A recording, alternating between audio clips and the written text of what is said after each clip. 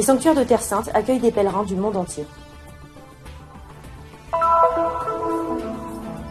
Un accord entre la custodie de Terre Sainte et l'université de Bethléem, qui a pour but de préserver le patrimoine culturel palestinien et de promouvoir une meilleure compréhension de la richesse de l'histoire et de la culture de la Palestine. Une conférence qui a non seulement porté sur l'augmentation des attaques contre les chrétiens dans la ville sainte au cours des derniers mois, mais aussi sur les raisons sociales et religieuses d'un phénomène qui, malheureusement, ne cesse de s'amplifier. Nous vous invitons à marcher avec nous dans les rues de la ville sainte et à saisir avec le frère Claudio Bottini les richesses qui jaillissent du Sacré-Cœur de Jésus. Vue du ciel, avec ses 40 km de plage blanche, elle ressemble à une station balnéaire arabe comme tant d'autres. Parapluies, grappes d'enfants. Il suffit pourtant de se déplacer de quelques mètres pour constater les décombres causés par l'éternel conflit qui règne sur Gaza.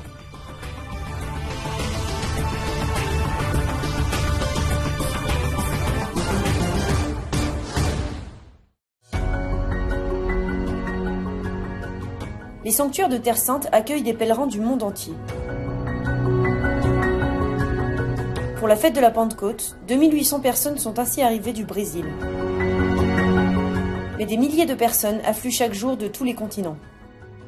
Este o mare bucurie să văd că printre foarte mulți pelerini care vin aici în Țara Sfântă ajung așa de... C'est une grande joie de voir que parmi les nombreux pèlerins qui viennent en Terre Sainte, il y a aussi beaucoup de mes compatriotes. Ils viennent ici pour ressourcer leur âme sur les lieux où est née la foi chrétienne. C'est une opportunité qui nous est offerte.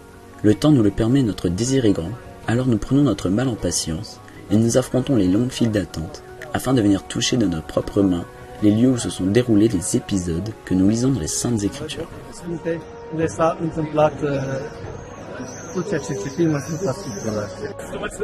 Sunt 53 de pelerini și venim din cea mai tânără parohie a diecezei noastre de Iași, Episcopia. J'accompagne 53 pèlerins. Nous venons de la plus jeune paroisse de notre diocèse, le diocèse catholique d'Iasi. J'ai ardemment désiré visiter les lieux saints avec cette jeune paroisse, nous confier à la Sainte Vierge Marie, venir toucher le tombeau vide de Jésus. Tout comme la première église s'est formée au Cénacle, nous voulons nous aussi construire notre paroisse sur la parole et le tombeau vide du Christ. Să organizăm parohia noastră sau să o constituim bazându-ne pe cuvântul și pe mormântul gol al lui Iisus Hristos. Espetacular, né? Tudo muito maravilhoso. C'est magnifique, c'est fantastique. Nous enseignons aux gens par l'évangélisation et ils peuvent faire l'expérience d'être dans ces mêmes lieux. C'est fabuleux, c'est merveilleux. Nos mesmos lugares é fabuloso, maravilhoso. Sim, de fato, a experiência na Terra Santa é uma experiência que transforma a vida. Eu tive essa graça de viver aqui durante 4 ans. Venir en Terre Sainte est une expérience qui change la vie. J'ai eu la grâce de vivre ici pendant 4 ans et maintenant que je reviens avec des groupes, je constate 2 éléments. Le premier est personnel. Pouvoir revivre cette grâce de marcher dans les lieux saints avec tant de spiritualité, fouler du pied dans les lieux où Jésus était, approfondir ma spiritualité biblique qui est aussi mon domaine de recherche. La spiritualité est si forte. A minha área de pesquisa, de estudos, mas a espiritualidade, de fato, ela se intensifica. Depois, o segundo elemento é a graça de poder compartilhar. Le deuxième élément est la grâce de pouvoir partager ce don qu'est la Terre Sainte, ce que l'on appelle le 5e évangile. Nous voyons cet évangile, nous en faisons l'expérience en nous rendant sur place. Nous pouvons la partager avec des frères et des sœurs, également à la recherche de cette expérience. Les accompagner dans ce moment est vraiment très gratifiant et enrichit mon parcours pastoral et missionnaire. C'est une grande joie. Que me motiva também na minha caminhada pastoral e missionária, uma grande alegria.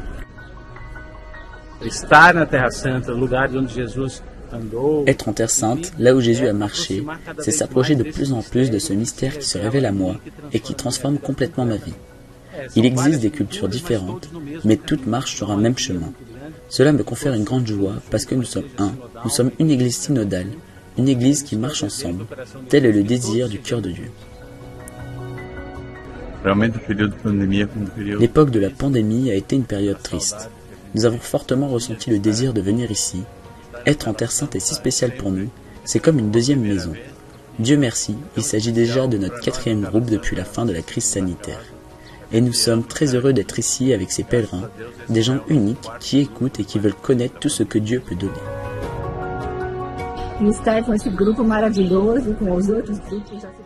Il est bon de voir que les gens sont revenus en Terre Sainte. C'est merveilleux. Le père Vakaru travaille également avec le Christian Media Center. Ensemble, ils rapportent des nouvelles de Terre Sainte en roumain. Avec tant de joie, je suis très heureux de savoir que ces actualités sont diffusées par TV Angelus à Bucarest grâce au père Francesco Ungureanu.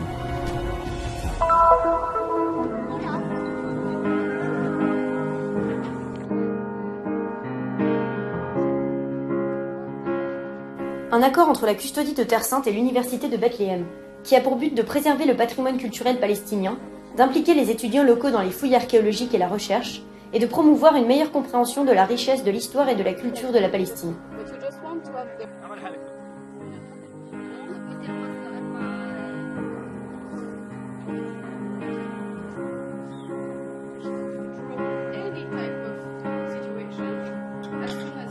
Lorraine, architecte de la custodie de Terre Sainte, a transformé la zone du sanctuaire du Champ des Bergers à Beth Saour en centre de formation.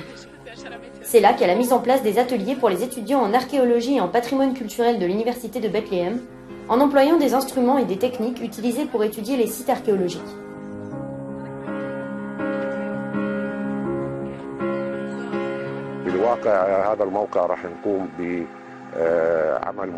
L'université de Bethléem et l'Institut pontifical d'archéologie chrétienne de Rome travailleront ensemble sur ce site archéologique.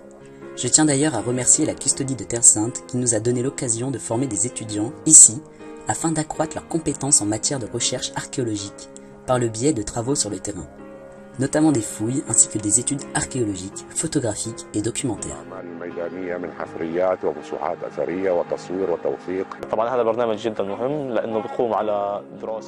Ce programme est très important car il se base sur l'étude des fossiles et par exemple l'utilisation du dessin archéologique. Normalement, j'étudie ces techniques, mais ici j'ai l'occasion de les appliquer sur le terrain.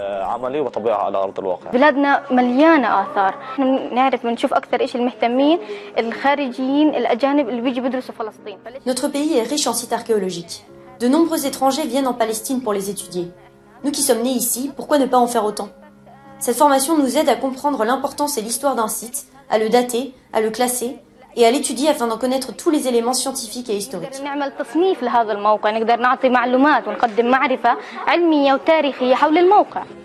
Le ministère palestinien du Tourisme et des Antiquités a accompagné ce groupe de stagiaires sur plusieurs sites archéologiques.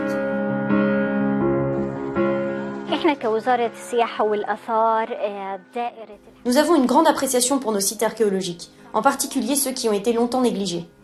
Les dernières fouilles effectuées au Champ des Bergers remontent à 1951. Mais cette année, 70 ans plus tard, grâce à la collaboration entre la custodie de Terre Sainte et mon ministère, nous avons achevé la phase de nettoyage et la fouille complète du site.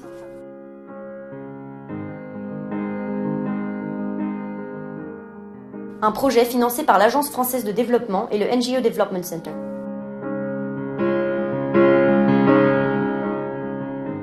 L'expérience que ces jeunes étudiants en archéologie et en patrimoine culturel de l'université de Bethléem acquièrent grâce à ce projet les qualifie pleinement pour entrer dans le monde du travail.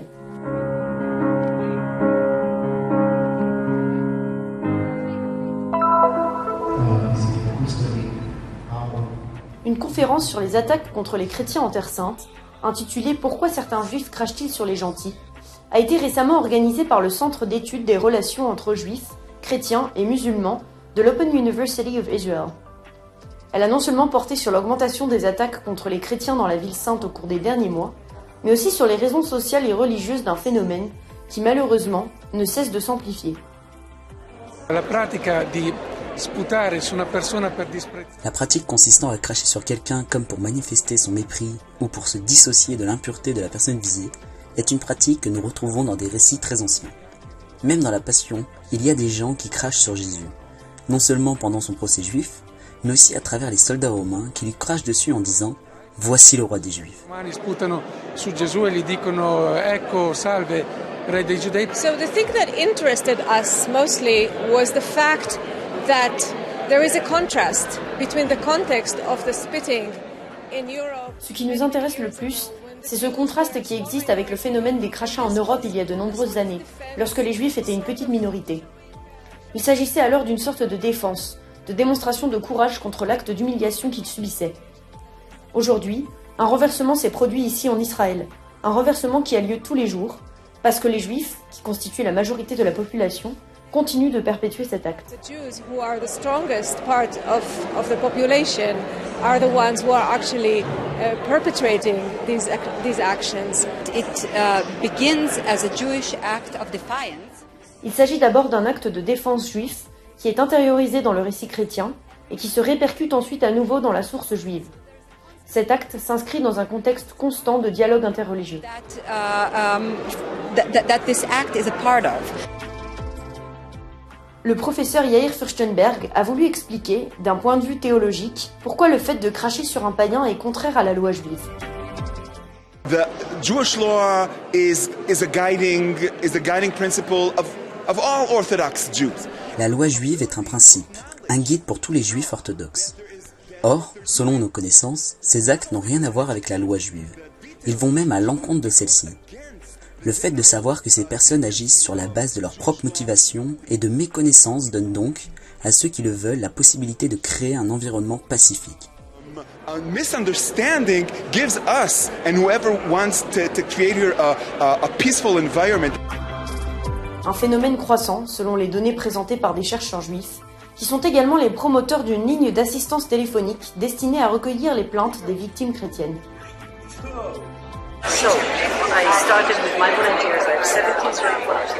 J'ai commencé avec des volontaires, j'en ai maintenant 70. Vous pouvez faire des signalements en 10 langues.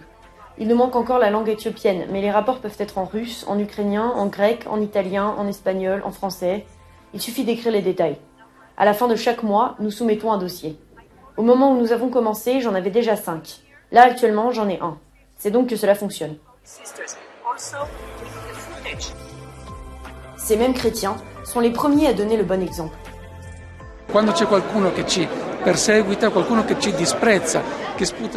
Lorsque quelqu'un nous persécute, nous méprise, nous crache dessus, nous sommes appelés à montrer l'amour que nous avons pour eux. Jésus a dit, « Vous avez appris qu'il a été dit, tu aimeras ton prochain et tu haïras ton ennemi. Mais moi je vous dis, aimez vos ennemis, priez pour ceux qui vous persécutent. » Nous sommes appelés à donner l'exemple d'un amour qui n'a pas de frontières, qui va bien au-delà du mépris que nous pouvons subir. E che va ben oltre il disprezzo che possiamo subire.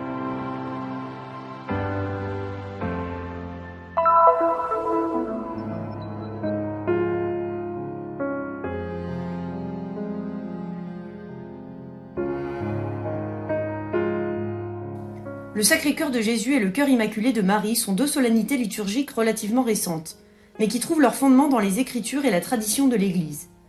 Avec le frère Claudio Bottini, nous vous invitons à tourner le regard vers le calvaire afin d'approfondir, à travers les Écritures et l'enseignement du magistère, les grâces qui jaillissent de ces deux cœurs. Il cuore nella Bibbia indica la persona e la sede dell'essere intimo della persona, dei suoi sentimenti, dei suoi desideri. Dans la Bible, le cœur désigne la personne et le siège de son être intérieur, de ses sentiments, de ses désirs, de sa volonté, de ses décisions. Ici, sur le calvaire, le cœur du Christ nous a été donné, a été manifesté lorsque le soldat l'a blessé. De ce cœur d'où jaillit le sang et l'eau, symbole des sacrements de l'Église, est née l'Église. Dal quale scaturì sangue e acqua, i simboli dei sacramenti della Chiesa dunque, la Chiesa nata dal cuore di Cristo. Venez à moi, vous tous qui êtes fatigués et chargés, et je vous donnerai du repos. Prenez mon joug sur vous et recevez mes instructions, car je suis doux et humble de cœur, et vous trouverez du repos pour vos âmes. Ma del cuore di Gesù si parla già nel Vangelo, è egli stesso che ne parla, quando ai discepoli in un momento di stanchezza gli apostoli. Le cœur de Jésus est déjà évoqué dans l'Évangile. Il en parle lui-même lorsqu'il dit à ses disciples dans un moment de fatigue, « Venez et reposez-vous, recevez mes instructions, car je suis doux et humble de cœur. » Jésus nous offre son cœur, la douceur et l'humilité ne sont pas synonymes de faiblesse et de soumission. Devenir humble, devenir doux signifie prendre force et courage pour vaincre l'égoïsme, pour vaincre la froideur, pour s'approcher de bon cœur de ceux qui souffrent. Coraggio per vincere l'egoismo, per superare la freddezza, per avvicinarsi con cuore buono a chi è nella sofferenza. L'humilité et la douceur sont deux adjectifs que l'on doit apprendre à l'école de l'Évangile, à travers un long parcours de disciples. Allora contemplare il cuore di Cristo significa mettere all'unisono con il suo cuore il nostro. Contempler le cœur du Christ, c'est mettre son cœur à l'unisson du nôtre, et donc le rendre doux, humble, capable d'aimer d'un amour fécond, fidèle, sans partage, d'aimer par l'Esprit Saint. C'est apprendre à aimer nos frères comme le Christ les a aimés. Fils de Dieu avec un cœur d'homme, il a aimé tous les hommes d'un amour infini. Li ha amati. Il Figlio di Dio con cuore di uomo ha amato tutti con un amore infinito. Chaque jour, des milliers de pèlerins et de touristes du monde entier montent au calvaire. En ce lieu, les frères commémorent la passion du Seigneur en parcourant le chemin de croix. Chaque jour, la messe est célébrée en différentes langues à l'endroit même où l'on commémore la mémoire du Seigneur, qui a donné sa vie pour le salut de l'humanité.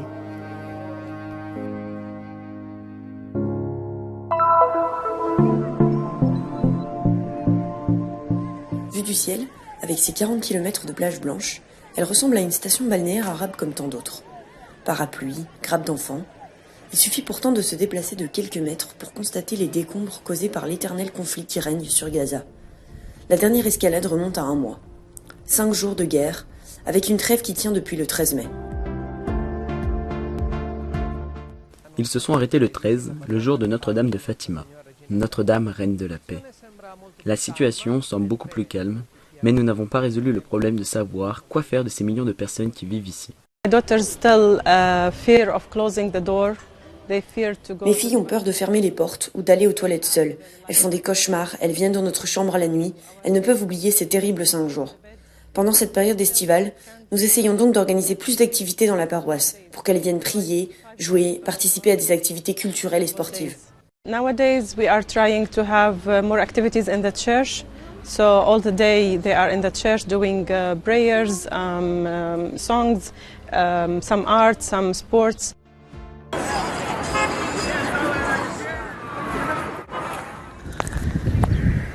Le dimanche, après la messe, tout le monde se rend à la mer. Pour assurer la tranquillité des plages, fréquentées uniquement par les musulmans, la paroisse loue une zone spécifique. Les femmes profitent de l'air marin à l'ombre, les enfants jouent dans l'eau. Et certains chanceux peuvent même faire une promenade à dos de dromadaire.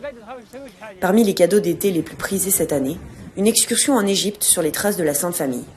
Racontée, étape par étape, par les jeunes participants sur les réseaux sociaux. C'était la première fois que je quittais Gaza et la Palestine. J'ai rencontré de nouvelles personnes, de nouvelles cultures. Tout était magnifique. New culture, everything was so beautiful.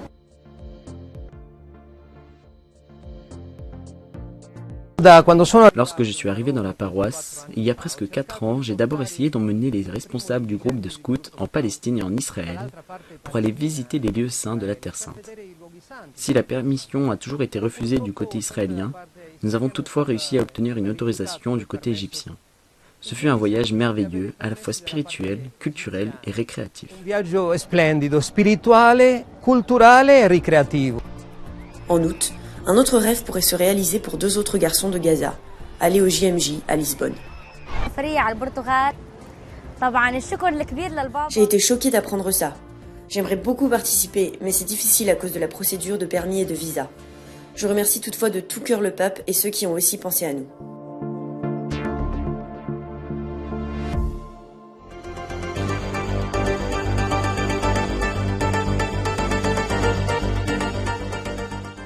Le camp d'été de la paroisse latine Saint-François d'Alep a été inauguré sous le titre « Ici, c'est ma place ». 450 enfants y sont accueillis chaque jour, une façon d'être ensemble et de s'amuser. Après la fin de la crise sanitaire, 29 enfants et 3 accompagnateurs de Bethléem ont participé au campus Diomira à Seregno, Italie. Une semaine de sport, mais aussi de rencontres pour éduquer à la paix et au respect par le jeu. Un livre en langue arabe du frère franciscain maronite Halim Nouajim a été présenté à la Marina de Tripoli, au Liban. Le livre couvre environ 800 ans d'histoire et d'activité des fils de Saint François au Liban. Du 19 au 22 juin, l'assemblée plénière de la ROACO, réunion des œuvres pour l'aide aux églises orientales, s'est tenue à Rome. Les thèmes abordés, la situation en Terre Sainte, l'Ukraine, l'Éthiopie, mais aussi la Turquie et l'Iran.